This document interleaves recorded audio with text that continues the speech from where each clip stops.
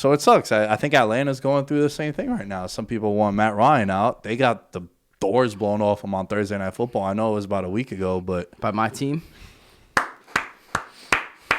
Thank you. Shouts. Bills Patriots situation going on in the AFC East. Bills Patriots collision course. Maybe not anymore. What a beatdown that was too, man. Yeah.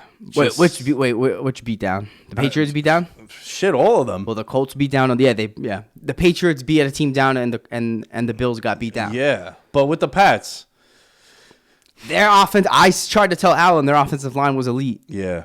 And then you started sending us PFF articles too. Now he loves PFF. Look at him go. No, I mean, I think you say it best with PFF. Offensive line, I'm good. I have no idea. I'm not going to come here and beat around the bush. Like, I mean, I can like objectively say like, okay, that offensive tackle is like not giving up hurries and pressures and sacks, but generally speaking, collectively, yeah.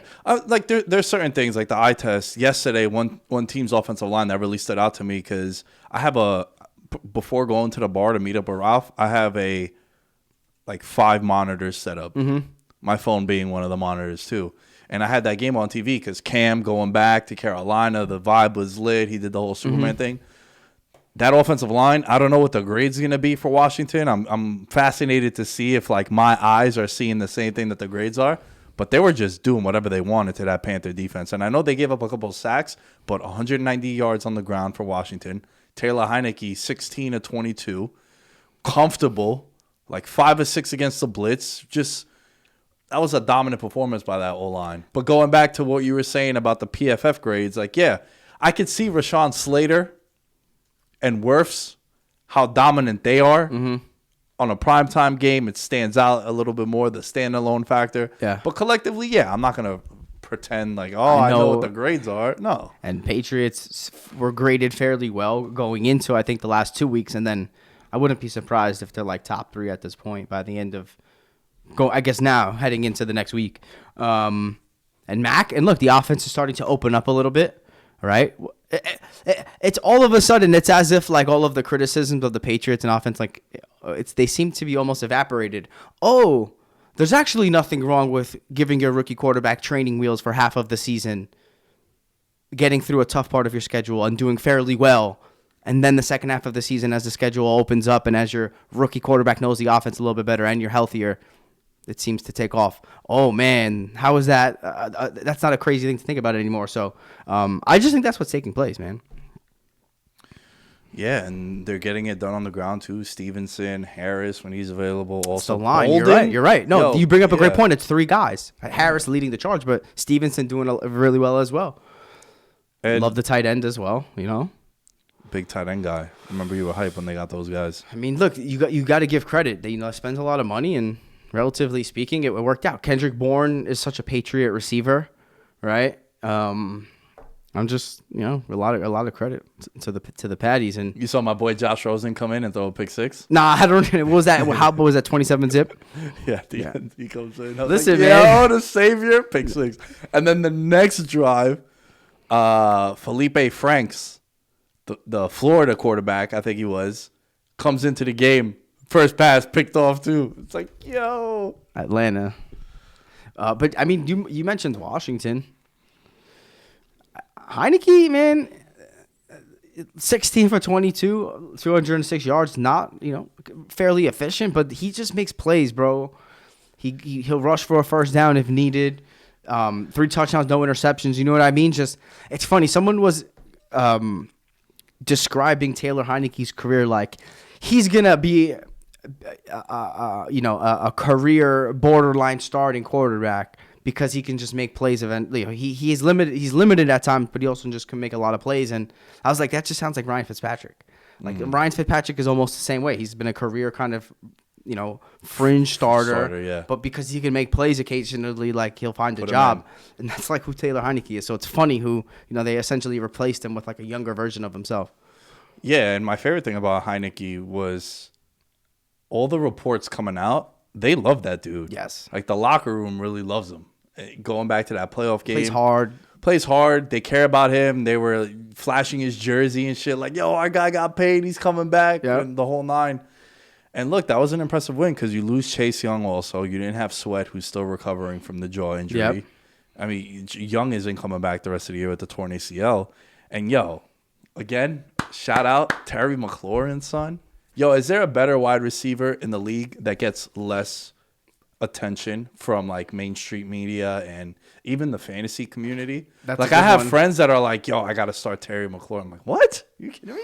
That's a no-brainer. You should be happy that's your wide receiver 2 on your team. I can't think of another one. He was my wide receiver 1 last year, and I was 9-4. He reminds me of like a young DeAndre Hopkins in the sense of like it doesn't matter who's his quarterback, he's gonna produce over 100 yards and a touchdown again on 5 catches. Just mark him in for that amount.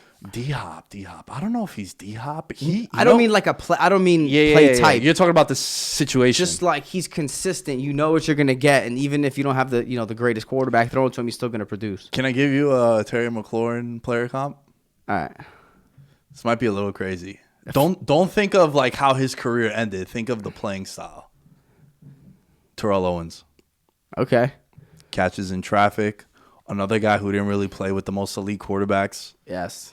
At least earlier on in his career. At least early on. Well, he had like Steve Young, and then from there was like Jeff Garcia. And then the real big explosion was when he goes to Philly. Yeah.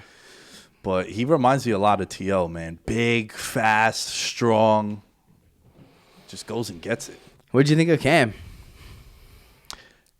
Why did they get rid of him again?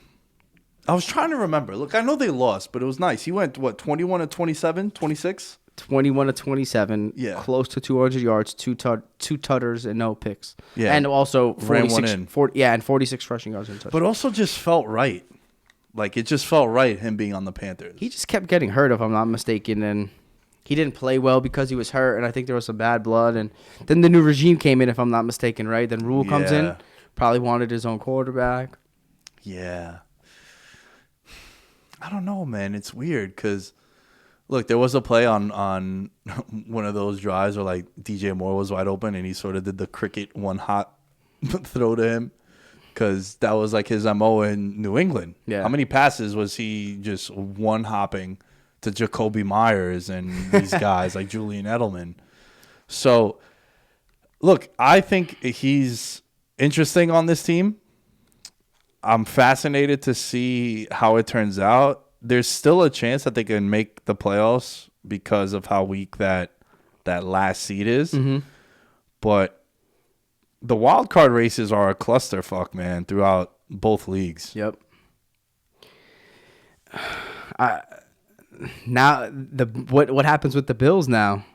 Now they're a wild card. Now they're not. Now if the NFL playoffs weren't expanded this year, they're not a playoff team right now. And it's funny to think, I think it was 3 weeks ago the Bills were the favorites to win the Super Bowl. Prior to last week on WinBet.